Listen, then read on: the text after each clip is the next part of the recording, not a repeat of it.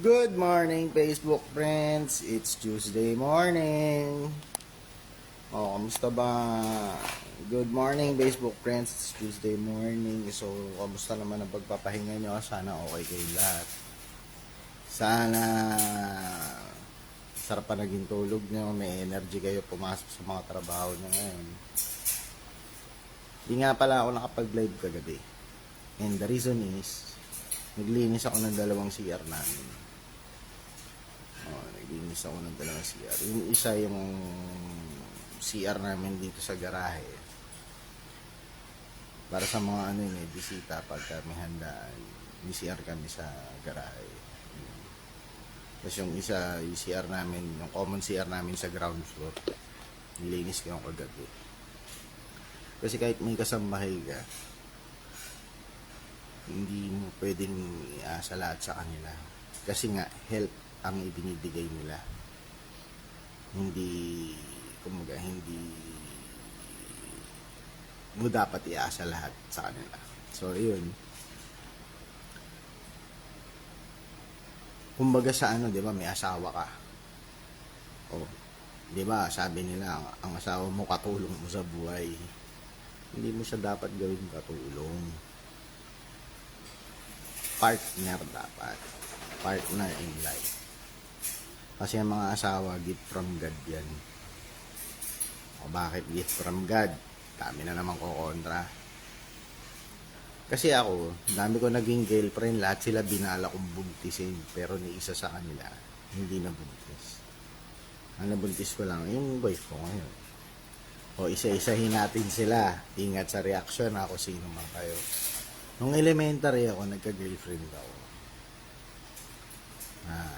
Grade 5 tsaka grade 6 meron. Pero hindi ko kaklase. Tapos yung mag high school din ako, meron din. Sa Makati ako na nauwi. So nagkaroon din. Nung high school, nagkaroon ako ng girlfriend. 2, 3, 4, siguro 5, mga ganun nung high school ako. Tapos nung college, first year ko, second year meron. Tapos third year ko,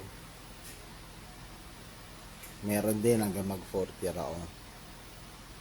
Kaso, yun, tapos hanggang sa matapos yung sumunod nun, nagkaroon pa rin ako mga girlfriend. Yun.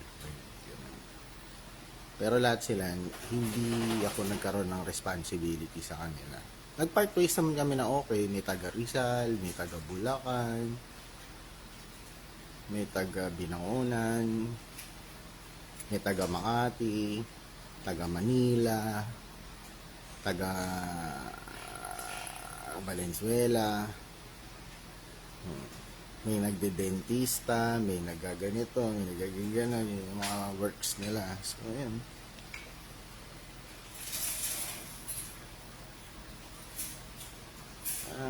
Sa kanila, God bless.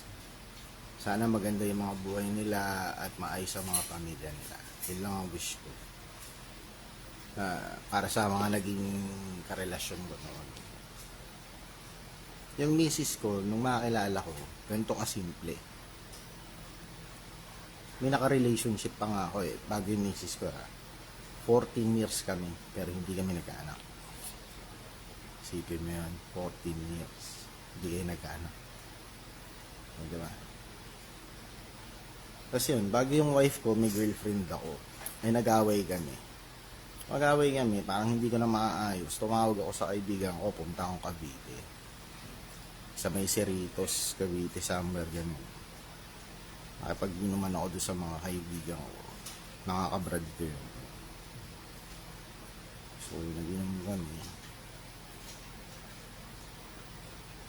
Tapos umuwi ako. Nagugutom ako. So, nag-stop over ako sa fast food. Yung misis ko nun, nagtatrabaho, kumukuha ng experience sa fast food. Kasi kailangan niya. So, doon siya nagtatrabaho. Doon ko siya na-meet. Hindi ko yung kinahihiya or whatsoever, kahit sa ganun siya, kasi marangal na trabaho naman yun, hindi naman siya nagnanakaw or whatsoever. Ayos na trabaho yung pinagtatrabahuan niya. Umorder ako ngayon ng burger. Umorder ako ng pagkain, kasi yung pagkain na in-order ko, pandalawang tao. Gets nyo, pandalawang tao yun. Pero ako lang dapat ang kakain nun. Eh sabi ng wife ko sa akin, "Sir, bakit ang dami niyong order? Yung isa ba ng order niyo para sa girlfriend mo?" Daw kumikibo, nakasmile lang ako. Hindi na lang ako.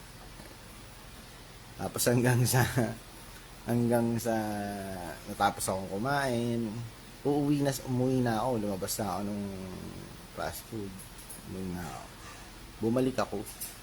Dala ko pa rin yung tinake out ko na isang order. Binigay ko sa kanya. Tapos sabi ko sa kanya, "O, simula ngayon, ikaw na yung girlfriend ko." Nakakaraman, di ba? Okay ba? Okay ba sa inyo yun? Okay ba? Ayun. Tapos, makalipas yun, may relasyon na kami. Ayun, doon na nag-start. Nagkaroon kami ng panganay na anak, sumunod na anak. Ngayon, magiging apat na yung anak ko sa kanya. Gets nyo, ang bawat tao may katapat. Ang bawat palayok, laging tandaan, ang bawat palayok ay may kaakibat na saklong.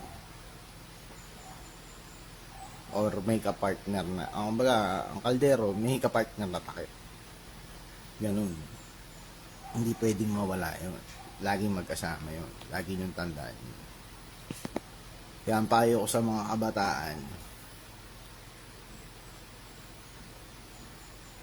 huwag kayong magmadali para hindi kayo magkamali. Huwag kayong maging mapili kasi baka mauwi kayo sa bungi. Diba? Yan yung mga dapat niyong tandaan.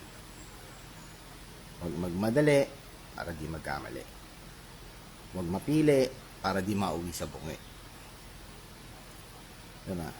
Ako, marami nagsasabi, ang gaganda ng mga anak ko. Ang gagwapo, gaganda. Pero ganito lang itsura ko. Kasi yung gandang lalaki ko, wala sa physical na anyo. Nasa dugo. Diba? Ayun. Kaya yung mga kabataan, huwag kayong magmamadali. Don't grow too fast. Don't push your age to the limit. Enjoy life. Yun. Para pagdating ng panahon, masasabi mo, you live your life to the fullest. Diba? Yun ang masasabi ko ngayong umaga. Sana nakapulutan nyo na naman ng kalokohan. Ay, aral pala. Sana napulutan nyo ng aral. Yun yung love story namin ng misis ko. Sabi ko nga sa kanya, mag-aaway, di maghihiwalay. Ayoko ng perpektong buhay. Ang gusto ko lang yung buhay na makulay. Di ba na ang may alam? Good morning, take care, always keep safe. Have a nice day. It's Tuesday.